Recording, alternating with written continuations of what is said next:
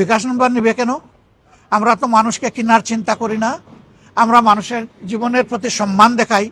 যারা নিজেরাই এই কাজ করেন তারা উদুরপুন্ডি বুড়ুর গাড়ে এখন চাপানোর চেষ্টা করছেন।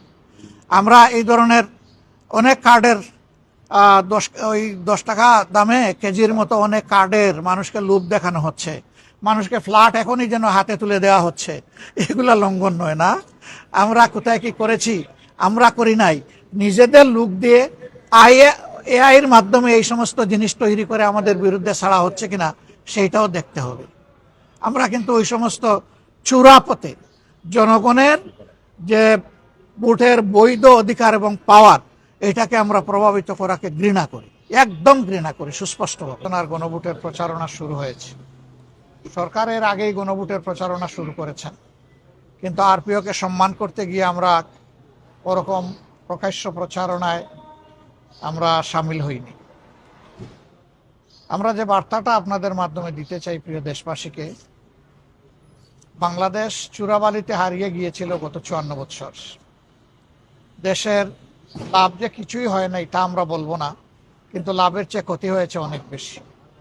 বিশেষ করে দেশের সবগুলা সাংবিধানিক গণতান্ত্রিক প্রতিষ্ঠানকে ধ্বংস করা হয়েছে এবং জাতির ঘাড়ে বিপুল পরিমাণ ঋণের বোঝা রেখে যাওয়া হয়েছে।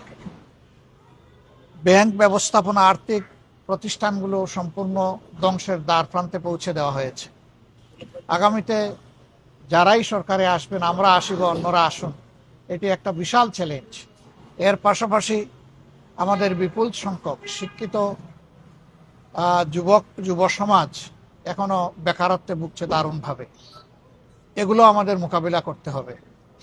কর্মক্ষেত্রে এখনো কর্মীবান্ধব পরিবেশ অনেক জায়গায় নিশ্চিত হয়নি।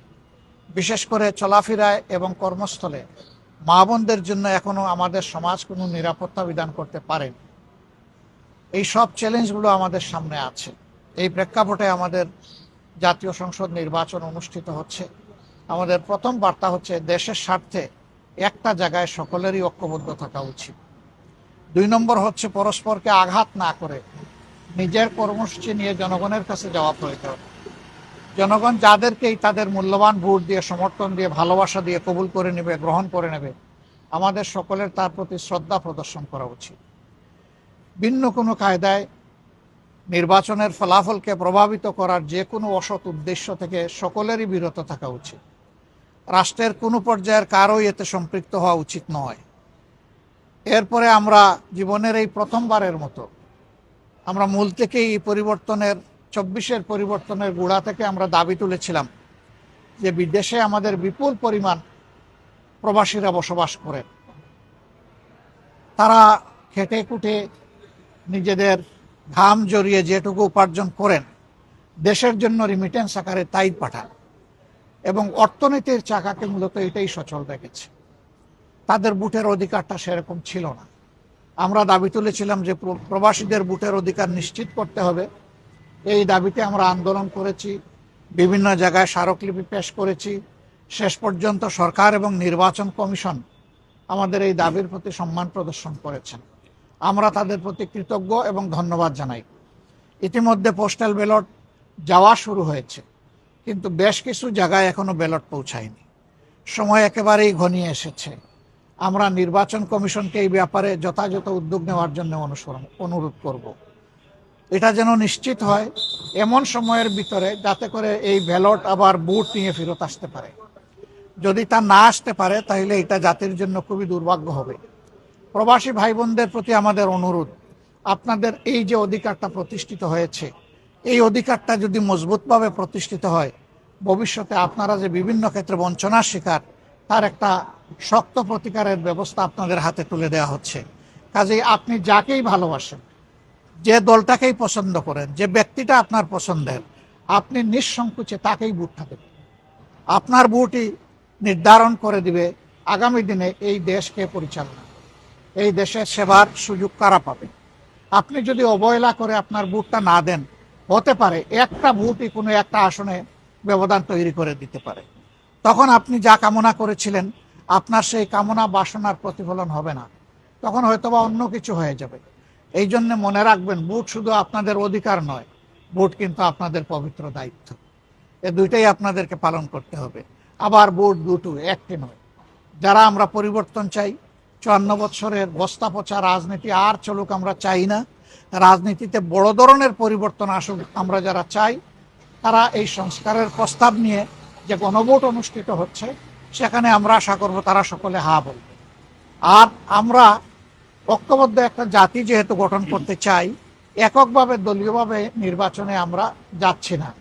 আমরা মূলত বাংলাদেশের সকল দেশপ্রেমিক এবং ইসলামী দলগুলোকে সাথে নিয়ে একসাথেই আমরা যাচ্ছি। তার কিছু ব্যতিক্রম থাকতেই পারে, কিন্তু আমাদের এই আয়োজনটা সামগ্রিক একটা আয়োজন।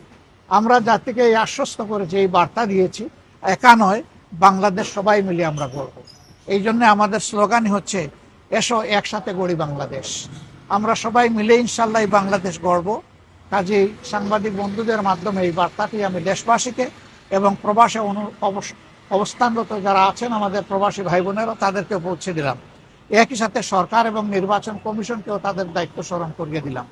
আর আমরা আজকে যে সফরে বের হচ্ছি, কার্যত ঢাকার বাইরে এই সফর দিয়ে আমাদের কার্যক্রম শুরু। আমরা চেষ্টা করব প্রত্যেকটি এলাকার জনগণের পালস বুঝে তাদের প্রতি সম্মান দেখানোর জন্য এবং তাদেরকে আশ্বস্ত করার জন্য যে জগদ্দল পাথরের মতো যে সমস্ত সমস্যার পাহাড় জমে আছে, যদি তাদের বুটে, তাদের ভালোবাসায়, তাদের সমর্থনে আমরা যদি দেশ সেবার সুযোগ পাই, সরকার গঠনের সুযোগ পাই, তাহলে যৌক্তিকতার ভিত্তিতে, কোনো অলীক স্বপ্ন নয় এবং মিথ্যা ওয়াদা নয়, বাস্তবতার ভিত্তিতে আমাদের সর্বশক্তি এবং দেশের জনগণের যে সম্পদ, সেই সম্পদ দিয়ে আমরা ইনসাফ ভিত্তিক উন্নয়ন এবং সমস্যা সমাধানের ইনশাআল্লাহ আমরা উদ্যোগ গ্রহণ করব। আমরা সবাইকে ধন্যবাদ জানাই, বিশেষ করে যুব সমাজ, তাদের প্রতি আহ্বান জানাই যে ভাই, তোমাদের রক্তেই আজকের এই বাংলাদেশ, আজকে 26-এর এই নির্বাচন, তোমাদেরকে এখানে আরো কিছু দায়িত্ব পালন করতে হবে, যাতে এই নির্বাচনটা বাংলাদেশের ইতিহাসে একটা গৌরবজনক, একটা স্মরণীয় নির্বাচন হয়ে থাকে। নির্বাচন যেন হয় সম্পূর্ণ নিরপেক্ষ, সুষ্ঠু এবং গ্রহণযোগ্য। সবাইকে ধন্যবাদ। আসসালামু আলাইকুম ওয়া রাহমাতুল্লাহ।